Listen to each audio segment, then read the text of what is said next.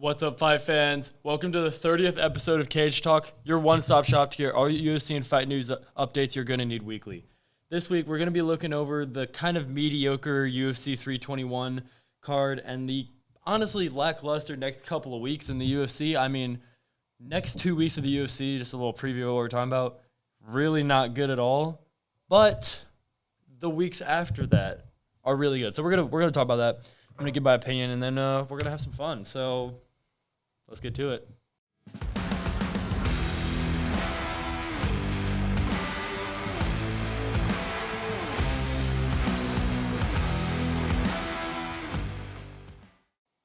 Welcome back. Starting off with UFC 321, this fight card happened last Saturday, and the main event, Ciryl Gane versus Tom Aspinall. I mean, even going into the card, I was not the most excited for the fight. You know, I thought Tom Aspinall would just kind of steamroll Ciryl Gane. I mean, John Jones did it, and Gane was able to out-grapple him. Volkov was able to grapple very well with Gane. So I figured Tom Aspinall, maybe the best BJJ artist and the most explosive takedown wrestler. You could argue a Gane maybe off pure strength, but the most explosive takedown artist Ciryl Gane's ever faced was Tom Aspinall, and it would be foolish not to assume that he would most likely just spear rugby tackle him and get that sub in the first round, but that is not how this fight went at all. I mean, this fight lasted 4 minutes and 35 seconds, and Ciryl Gane was winning the fight, guys. Like, Ciryl Gane, it was close. You know, if you look at the numbers, let's see here. You know, you got 27 out of 39 strikes landing for Tom Aspinall and 30 out of 40 for Ciryl Gane, so you got like a 3-strike edge. But if you look at just the state of the fighters, Tom Aspinall, bloodied nose. He hasn't really worn that kind of damage yet. It was absolutely going to be his hardest fight up until the eye poke happened near the end of that first round by Ciryl Gane. Really nasty eye poke. I mean, he treated Tom Aspinall's head like a bowling ball. He missed a kick off the exit. He just right in the eyes. Very, very similar to the first Leon Edwards versus Bilal Muhammad fight, where both fighters go for a kick, post off the face with their hand, and the two middle fingers kind of go in both the eyes, you know, Three Stooges style. So not the best look. Ciryl Gane has had an issue with eye pokes. He trains in a camp with fighters that have issues with eye pokes. He trains with Nasser Naimavov, who, of course, has a notorious reputation for eye pokes nowadays, especially after that Caio Borralho fight. And he also trains with the featherweight that beat you know what I'm talking about. He trains in a camp with fighters that eye poke a lot, and this is just not a good look. Tom Aspinall, it's not a good look for him either because he was losing a fight that he was a very heavy favorite going into. So Dana White confirmed there will be a rematch very shortly in the future, probably in the Paramount days next year. And, you know, honestly, I'm looking forward to this fight a lot more now. You know, Ciryl Gane looked very good. He was in incredible shape going into this fight. I mean, he always is. Tom Aspinall looked in great shape, too. I would have loved to see this fight go 3, 4, 2, 5 rounds to a decision. I mean, we've never seen Tom Aspinall leave after past a minute of the second round. Arlovsky is the guy that took him the longest. So that just puts into perspective the dominance Aspinall has shown. And Ciryl Gane, he showed up. Moving on to the co-main event, Virna Jandiroba versus Mackenzie Dern. I mean, what can you say? You know, Mackenzie Dern, it was primarily a striking match. You know, Jandiroba landed 9 takedowns of 17, and Mackenzie Dern landed 2 of 8. But, I mean, Mackenzie Dern really blockheaded her way to a unanimous decision win here. I mean, she outlanded Jandiroba by 49 strikes. And really just the story of this card, I'm going to talk about this more in the next fight, but is damage over control time. Virna Jandiroba was really trying to control Mackenzie Dern, and Mackenzie Dern was sacrificing control for damage. And I think that's why she won the fight. She won by 49-46 decision. She's 2-0. She's 2-0 over Virna Jandiroba now, and she's now, you know, she's the strawweight title holder. However much validity you give to that with Weili gone, I don't give it much validity. I think Weili smashes both of them. But regardless, Mackenzie Dern, champion. Can't believe I'm saying that in 2025. But regardless, moving on. Umar Nurmagomedov versus Mario Batista. Actually, a really fun fight. This was, I mean, I was excited for this fight. You know, it's a number 1 contender fight. 2, you know, middling bantamweights. They've been very good throughout their careers. Umar coming off his first loss ever to Merab in a fight that he was doing very well in. Mario Batista on like a 7 or 8 fight win streak. And Mario Batista knocked down Umar with a head kick that kind of clutched with the knee, kind of like Dan Ige versus Pitbull back in 318. But Mario Batista dropped Umar. But except for that moment, I mean, Umar's so skilled, man. He was outclassing Mario Batista, and he really showed that, like, I mean, I would love to see Umar fight maybe Peter Yan if he loses, or I think he will lose. But, I mean, who really challenges Merab? Merab has shown no interest in moving up a division, so just give Umar Merab again, I mean, it's the most exciting fight in the division, I mean, after Peter Yan, assuming Peter Yan loses, I think he will, give Umar to Merab in, like, early to mid 2026, love to see that fight. Moving on down the card, we got Alexander Volkov versus Jailton Almeida. This was a very interesting fight. Jailton Almeida landed how many takedowns? He landed 7 of 9. Volkov didn't shoot any. Volkov outstruck Jailton Almeida 123-27. So almost 100 strikes more than Jailton Almeida. And Jailton Almeida controlled the fight for 10 minutes. Now, if that doesn't show you that Jailton Almeida is the definition of a wet blanket, then I don't like Jailton Almeida. He's allergic to. Ben Askren said it best that he's allergic to throwing punches, and I kind of get it. I mean, he's a BJJ artist at heart, and that's where his skills kind of end. He doesn't really do a lot of damage. I mean, just look at the Derek Lewis fight. People love to forget it, and I really thought that was like just a bad night at the office. He showed up against Sergey Spivak, destroyed him, showed great hands, but he was just like scared to throw against Volkov, and Volkov won a fight off his back by just actually trying to do damage, which, Jailton Almeida threw 10 significant strikes. I mean, come on. Moving on to the first opening fight of the main card, Alexander Rakic versus Azamat Murzakanov. Pretty short fight, 3 minutes, first round knockout for Azamat Murzakanov. Only thing I can say is Alexander Rakic, what are you doing, man? I mean, you come into fight camp looking incredible every single time.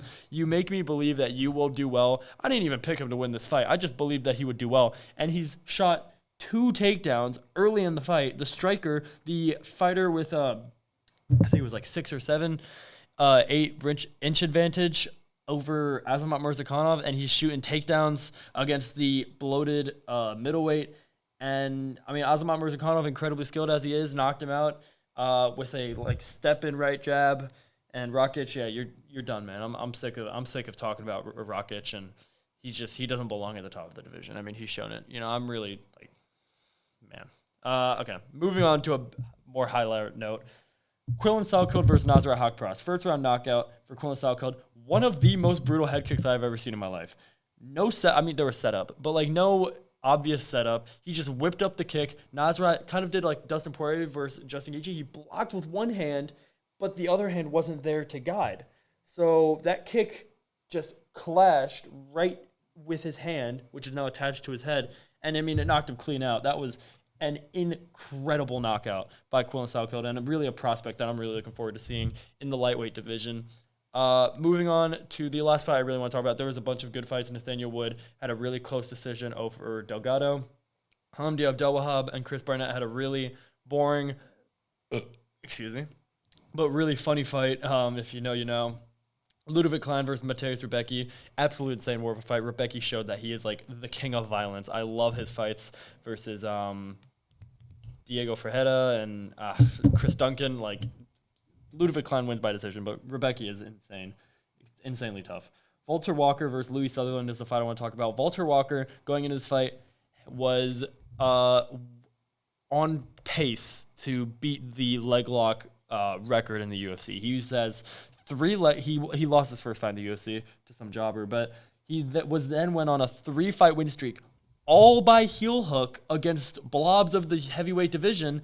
And it seems like he's just found a cheat code because he just got his 4th leg lock against Louis Sutherland. And I mean, I kind of get it. He's fighting blobs. He's fighting guys that aren't really known for their mobility, I guess you could say. And Walter Walker really has kind of exposed it was already known to be not very skilled, but already exposed the unranked heavyweight division. So not the greatest look, but regardless, fine card, I guess. I mean, a lot of decisions. The main event really soured it. 4 out of 10, 3 out of 10. I mean, 322 is going to be fight card of the year, so it's not too big of a deal. But moving on to mediocre things in the UFC, I want to talk about the next coming weeks and the UFC dry spell that's coming on.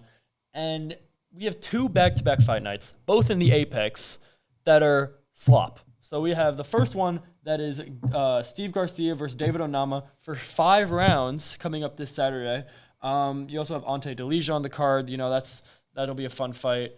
But Steve Garcia and David Onama are unranked featherweights, and they're main eventing a fight card. Is that not kind of crazy? Like, in the Apex, I am sick and tired of the UFC Apex.